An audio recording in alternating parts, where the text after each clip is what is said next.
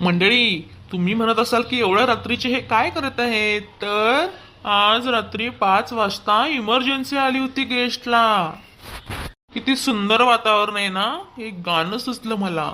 चांदण चांदण आलं या, रात्रीचे 5 वाजले या. हिंबाड्या हिंबाड तोंड्या रे, आता पहाटेचे 5 वाजले रे. अगं रात्री म्हटलं की कसं इमर्जन्सीला थोडी फॅशन येते ना, म्हणून. त्या बुढीचे शब्द नको वापरू रे. फॅशन अन मिशन.